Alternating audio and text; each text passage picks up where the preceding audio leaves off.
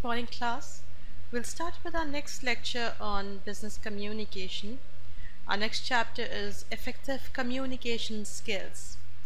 So, as we all know, what is business communication? It is the sharing of information between people within an organization that is performed for the commercial benefit of the organization. It can also be defined as relaying of information within a business by its people.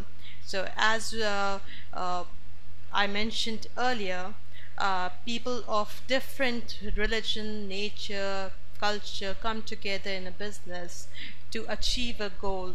So with communication, it means the sharing of information, as it says, within an organization. So as we can see, the objectives of business communication, what do you think may be the objectives of business communication? It means to gather and give information. Communication is required at every stage in an organization. It requires constant two-way communication. So it is two-way to ensure the welfare of the organization on the whole. However, the commercial structure is quite complex, and two-way communication may be needed much more than only sending and receiving information. Some are the below objectives required in an organization. So it says actually we understand that in business, while conducting business, only two-way sending and receiving information may not be needed. It is more than that. So let us see what are the objectives, some of the objectives that are required. It is information, external and internal. What do we understand by information? Giving and gathering information. How does the business get information? Through external sources, through consumer response. If there is a product in the market, and the consumer likes it, they would purchase it more. So this is how the business gets a consumer response. They can get responses in terms of rather by financial institutions. If they have a goodwill, they can easily get credit from banks. If they don't have, so this is rather communication that they are getting from external sources. They can get it from government via rules, and what are the government rules and regulations on those particular types of business they are conducting, through science and technology, through social media. So this is all external communication. Internal maybe through through employees, and general information which is communicated within the organization. Then we have this advice. This is the objectives required for communication in an organization. Then we have advice. Advice, again, we understand. Order, written and oral, general and specific, procedural and operational, mandatory and discretionary. Order, we understand. By order, it is something that needs to be done. You've been given an order, you need to do it. It can be written, oral. So for example, written can be in terms of an email which has been sent by the manager. So that needs to be done. General and specific, it can be general, specific for a particular thing.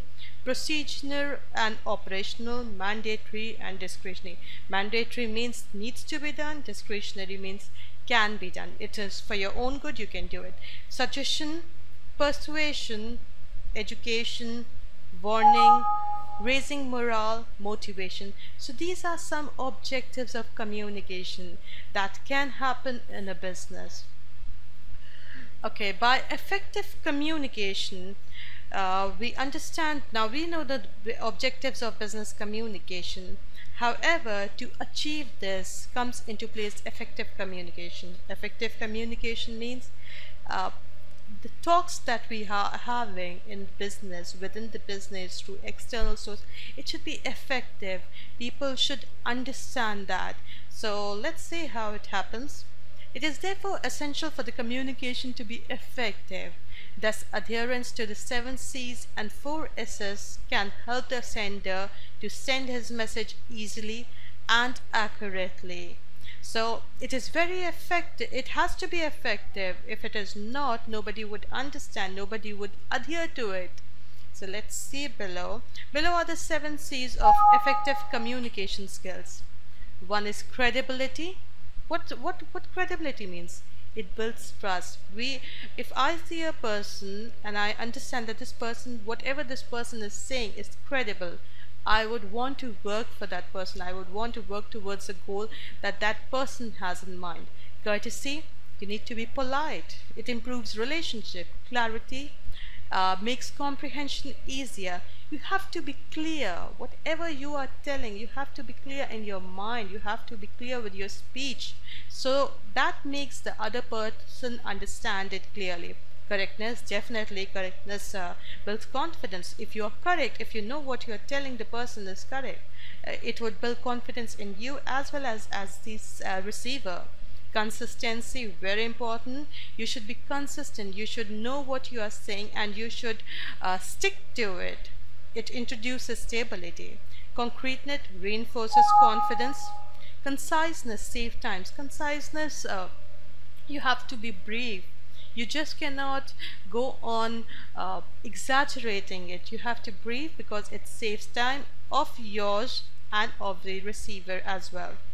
These are the 4 S's in business communication. Shortness. Again, if you're sending an email, you write a long email, and what would the receiver do? The receiver would spend time on understanding it, would spend time on reading the email, and that time is very important. So if you keep it short, if your speech, if your email is short, it certainly saves time. Simplicity impresses. You send an email with very ambiguous rather sentences or very tough words. It is unnecessary. People should be able to understand what you are telling them so that they can achieve the goal. Strength convinces, definitely. Sincerity appeals. You are sincere, you know that you are sincere in your approach. People would understand that, people would admire that, and it does appeal. You have to be sincere in your approach. So let's see a case study here. Here, if you see, in the fall of 1982, after taking extra strength Tylenol, a capsule for pain relief manufactured by Johnson & Johnson, 7 people died. This had a huge adverse impact on the company. The product packaging was tampered, and it contained cyanide, which caused death. So this is a case of 1982, and we all know what Johnson & Johnson is. What a big company it is. So it was manufacturing a capsule for pain, Tylenol. But however, what happened after consuming it? 7 people died because its packaging was tampered, and it contained cyanide. Somebody tampered and put cyanide in it, which caused the deaths. So this definitely caused a huge loss for the company, and the police in Chicago were announcing over the loudspeakers not to consume any Tylenol. So you can imagine the whole administration was going against this particular company, this particular product rather, and they were giving warning not to take the product. Rather, in the whole country, the media was telling people not to consume this, and definitely they were speaking against Johnson & Johnson because it was Johnson & Johnson which was manufacturing this particular product. So now, with this situation in hand, Johnson & Johnson needed to act quickly. Yes, definitely, they needed to act quickly because it was their reputation. Nobody would firstly understand that somebody might have tampered with it, tampered with the packaging. This was Johnson & Johnson's, rather, they had to explain it. Let's see what happened. They came up with an effective communication and public relations campaign. They advised the consumers through media not to take any Tylenol product and recall the product. So this is how they came up with it. They started a campaign rather not for advising the consumers not to have any of this product. This could have adversely affected them had they not come up to advise the consumers, had they just uh, rather kept quiet. There was an investigation going, the administration was telling the consumers not to have it, but then it was the company's responsibility to inform the public, to inform them that yes, this had gone wrong, and they did advise them. They also cooperated with the investigations. This caused a loss of millions of dollars to company. And you know what they also did? Uh, they rather came up with a reward for any kind of information on the person or on the group that had tampered with.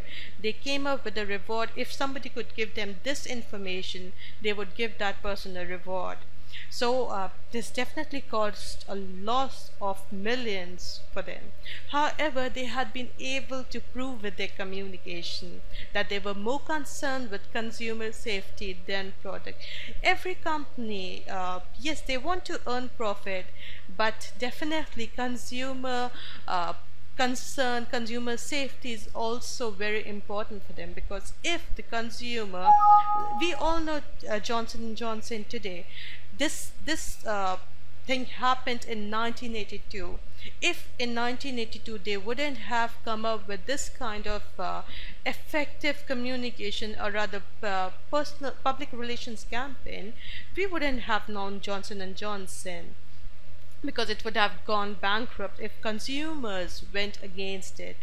However, good communications by Johnson & Johnson kept the backlash against the product to a minimum. So they also used the media to keep the public informed. After the recall, they were the first company to comply with the tamper-resistant packaging. This helped the company while relaunching the product in the market.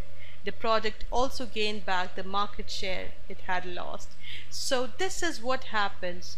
The backlash, if the company, if Johnson & Johnson, definitely administration is there, the government is there for informing the consumers of anything that goes bad, but the company also needs to come up with a responsibility. So this is what they did. They used the media to keep the public informed, and they did recall all the Tylenol products, and they were the first company to comply with the tamper-resistant packaging.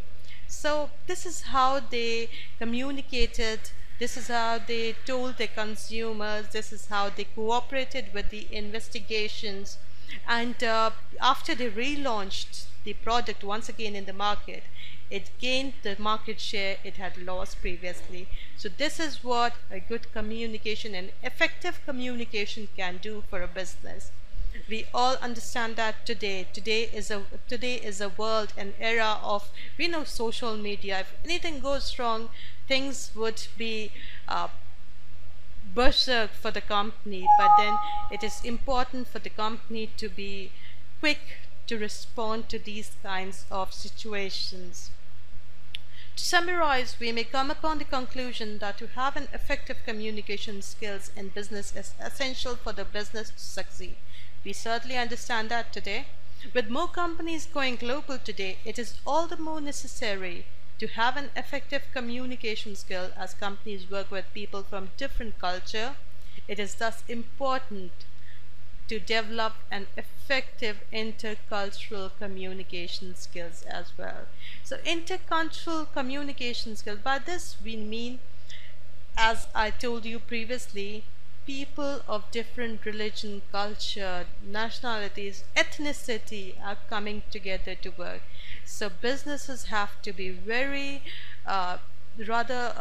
they have to understand what some, maybe an Indian may understand something, but a Pakistani or a British may not understand. So this is what needs to be taken into consideration while doing business in this era of globalization. People, these are some questions that we have. You can work towards. I would also upload some multiple choice questions. You can work on it, and I'll be back soon with the third chapter soon. Thank you.